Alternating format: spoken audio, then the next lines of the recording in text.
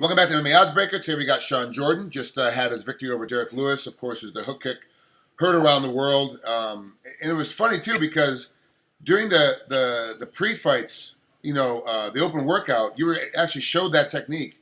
Where most guys in the pre-workouts are kind of like just fumbling around, you were actually working during the open workout portion, and then it shows during the fight. Are you always like that? Because remember, you go back to guys like GSP who would just walk in sweats and throw T-shirts out the crowd and wouldn't work out at all. I mean, for me, my coach wanted to get a little workout in, and he figured might as well use it to get a sweat going and do stuff. I don't know if I was planning on the hook kick stuff, but I practiced it a lot. He was like, no, just going to throw it a few times. It looks cool. It looks funny. All right, whatever, man. It kind of timed out well in the fight, I mean, you caught him flush. It was quick. I mean, a little bit on the arm. It came up, but it wrapped around and caught him right on the side of the head. And, of course, that was the beginning of the end. What did it feel like when it hit? Did you know that, oh, wow, that was a solid hit? Or did you think he was kind of off balance when you hit him, and that's why he stumbled? Well, all of us near the fight, you can feel when something lands hard. And it's a 100-pound leg hitting you in the face. Yeah, I'm a pretty big boy. Yeah. So either way, this stuff hits hard, Was there any reaction out of Derrick besides the stumbling? Because, when you're closer than we are at home. I'm watching it on TV. We see him fall over, but did you hear like, oh, God, or was there like a sound or a motion from him to let you know it was good? You're attacking him, you're going after him. You can feel if they're there or not. Mm-hmm. I mean, you've had plenty of huge fights and stuff. You know what I'm talking about. Now big guys are real strong, so we're trying to fight back from whatever, even if our bell's rung. But you can tell by the breathing, you can tell by the way you're kind of moving, the way you're trying to do stuff. I mean, he was pretty much done. His body didn't know it yet. Yeah, right. It seemed like once you got the hooks in, you slowed down because you took his back, you got both back hooks in, and you kind of slowed your pace down. Not the fact that you were tired, but the fact of like, I got this guy. I don't need to burn myself out and blitzkrieg it. I can pick my shots and pick my pace. Did you know when those hooks were in, there was no way of him getting out by watching tape on him, knowing that he wasn't very good on the ground? Or did you just feel like that it was so deep and so tight that this guy's just not going to move? Well, I've trained with them too, Phil. I trained them a little bit at American Top Team. That's right. And usually when I get hooks on most people, I mean, they're not going to get up anyways. It's just a lot of the way I'm built. I'm real short and stocky. Yeah, short legs. A lot of weight right in your hips. Yeah. You do have a low center of gravity, and it seems to give a lot of bigger heavyweights. Like Amir's going to have a problem with you because he has a hard time getting down. Verdum's going to have a problem with you on your feet because he has a problem getting down. Obviously, Verdum's great, great on the ground. Do you feel like that when you go into these fights that because you're low center of gravity and your short stature for the weight, that you're able to get away with a lot of things that the taller heavyweights can't do? Absolutely. That and I'm a little faster than some of the bigger guys too, so I can make up for mistakes a little bit. Yeah, but you are faster, but everyone comes in kind of at the same weight. Like you're all about 250, 255 when everyone's coming in now. It's like the middle-sized heavyweights kind of coming in. But you do seem to be a lot faster. Do you do a lot of speed training for that, or is it just genetics? I played football my whole life. Football, I trained the Falcons for years through Glazer and Couture. It doesn't transfer. It transfers for about 2 minutes. But when you get into the second round, that football speed doesn't transfer anymore. You've got speed that transfers all the way into the third round. Well, I've been training this. I've been training to fight forever. Now, fast twitch muscle is fast twitch muscle. Right. And I've been fast since I was a little kid. It wasn't, I was a big kid and I was always fast, which made me good at football. Right. It wasn't something I was trained at. It was just something I'm lucky to have. I'm blessed to have. Now, in fighting, like you said, you're right. 2 minutes in, you're going to start slowing down. That fast twitch muscle doesn't recover fast enough. But if you train every day and you push your pace and your cardio that way, and you do burst and go. I think it helps helps me sustain that at least. You seem to get a little bit faster, a little bit stronger every fight. So that's why I was asking about the speed training. If this is a specific portion of your strength and conditioning regime that you do, that's like I'm working on my speed today. Your hands seem to get quicker. Your kicks obviously are getting quicker, and you're getting more flexible throughout this. Is it just confidence, or is this something specific that you're working on with your strength and conditioning coach?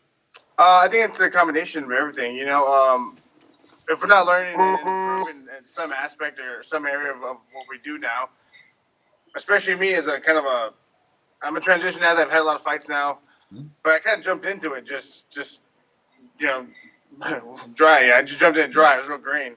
Not much training at it, much stuff. So I'm picking up, and now that I'm getting the hang of it, a little more confidence with it. I'm able to do stuff more confidently and not stress out about it as much, and not feel as awkward.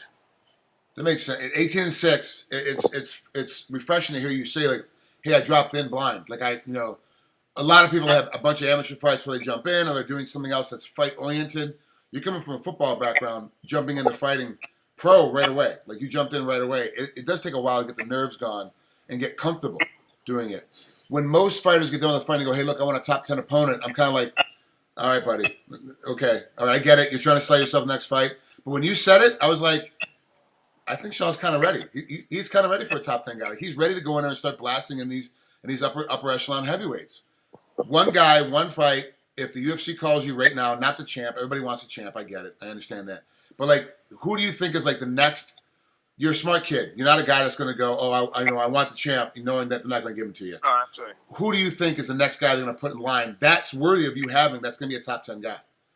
Yeah, right now the way the division is, it's set up so tight, kind of, and they are kind of giving guys like me that are kind of on the cusp chances to fight some of these upper echelon or legends, if you will, heavyweights. Yeah. And for me, anyone like that, just completely out of respect for them.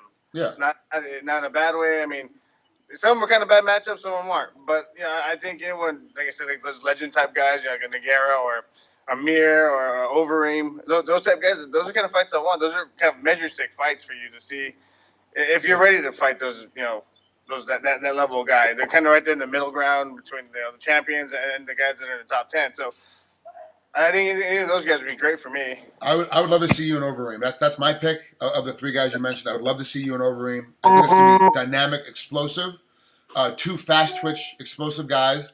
But one, short stature, very strong underneath, good ground on the game, and has great cardio versus a guy that's, if he doesn't bully you around a little bit, he can't really get things off. If he can't bully you, he's kind of stuck. And it's like one of those situations, do you have enough experience now? Are you calm enough now to deal with him trying to bully you and get yourself out of trouble? When it's going to happen, it's going to happen. It's just how it goes in a fight. Yeah, absolutely, no, you're absolutely right. I agree. It's two big athletic heavyweights. Now, Overeem, as you said, rangier, and he likes to bully you around, and he has that real tight, Thai kickboxing or Dutch kickboxing. Yep. And I'm a little unorthodox, a little different, real explosive. Yeah, I just think that would be a great matchup, and it'd be fun for fans and fun for me. And like I said, he's a legend kind of. He's been around forever. Grand Prix champ. Just some great measuring stick to see where I'm at exactly, and my skill level. Yeah, he was amazing champ. Won 3 championships all at the same time. Like this man was a tournament kind of a god for a little bit, and then drug testing came in, and it changed the format of how he fights and changed the format of how things look, and it's going to change the format for a lot of other guys as well. Heavyweights are notorious for being illegal. That's just it's what it is because the size, the weight, the stuff you have to deal with. How much do you think it's going to change the look of the heavyweight division now with the new drug policy coming up? It starts here in a couple days. I don't. I've always there's never been an issue to me. I don't really care whether they gas or not. Because I'm naturally pretty physically strong and fast as it is. But I think in a way it might bring in a little bit lighter heavyweights. Might also we have to change it. Like I said, have to change the way they train a little bit. You can't bang and do that stuff.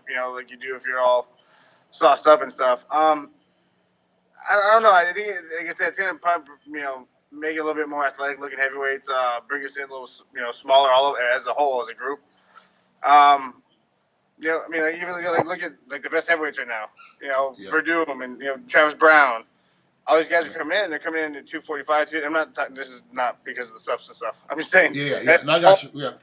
Thinning out and they're starting to get a little lighter and a little bit more athletic to where they can sustain. Because especially with cardio cane back, you have to have a lot of gas to go 5 rounds as a heavyweight. Yeah. So I think between the drug testing and just the development of the division is going to lead to smaller, a little bit lighter, a little leaner heavyweights. It's always been that the UFC heavyweight belt has always been underneath a smaller statured heavyweight until Brock Lesnar came in, and it changed the field. And everybody's like, crap, he's coming in at he's cutting down from 285. I've got to be 265 solid, otherwise I'm not going to be able to compete with this guy. Everybody got big for a period of time. Now it's going back the way that athletic heavyweight should be in MMA, which, it's a 265-pound limit, but guys are going to start coming in around 240, between 250 and 255 is like the generalized weight now. It's a smaller heavyweight, and it's actually the better athletic, better fight way, too, because you see better fights with guys that are that small. Two big, gargantuan guys, it slows down come the third round, but guys like your size, fifth round, you're still pushing through. You're still going crazy. So it is much more refreshing to see guys at a weight more like your size. I love being, I prefer being 250, 255, between 245 and 255 when I fight. Yep. However, this fight, these last two fights have been pretty big.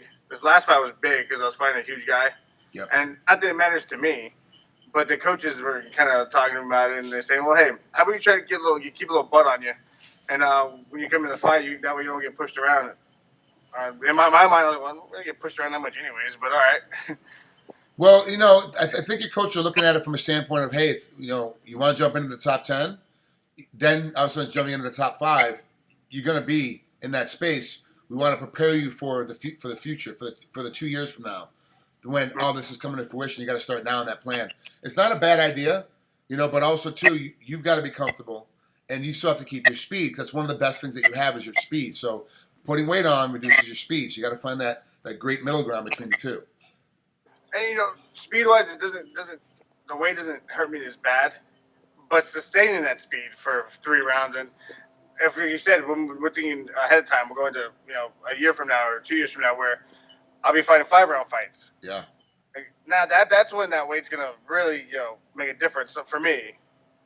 So, in my opinion, anyways. Yeah. No. I agree. Shawn, thanks for spending a couple minutes with us here on MMAOddsBreaker. I know that. It was a great fight to watch, and to see the athletic ability of you and see improvement every time is amazing for me. One last question before I let you out of here. How much fun was it fighting in New Orleans? It was awesome. Going back home, it was kind of reminiscent of my football days. Running out and stuff. The way the fans were cheering for me, and just how everybody was so supportive while I was there. Also, I live 30 minutes from there, 45 minutes from there now. Yeah. It was great. It was fun, and the fans are so great, and they're so good to both sides. They're sports lovers. Whether it's me or the other guy, if I win or I lose, they're going to be good to both sides either way. And I really like that about the Louisiana crowd and the fans there.